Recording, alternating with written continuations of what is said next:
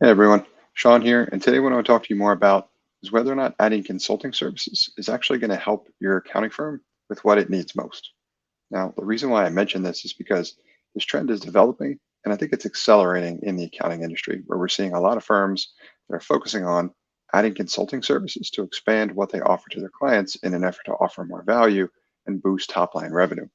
Now, the first problem I have with this is the focus on top line revenue as this universal benchmark to measure growth in the accounting industry.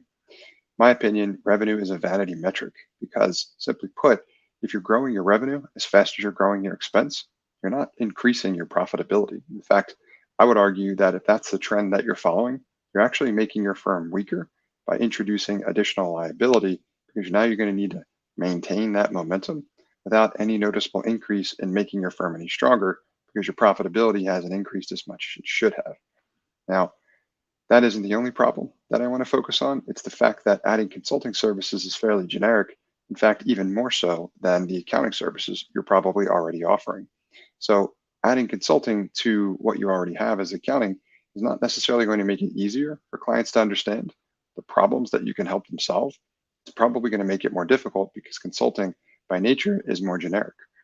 Instead, what I would encourage you to do is refocus your efforts and market solutions around problems your clients actually have in the form of developing them as productized services.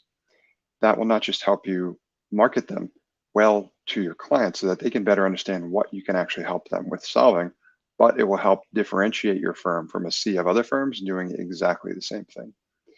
Now, in terms of the metrics that you should be focusing on, instead of revenue, I would focus instead on your profitability and in particular your efficiency. I don't think the continuation of crazy hours, especially after tax season, is likely to help your firm with what it needs most.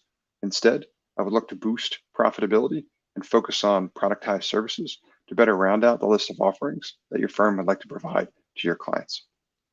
Thanks for engaging with my content.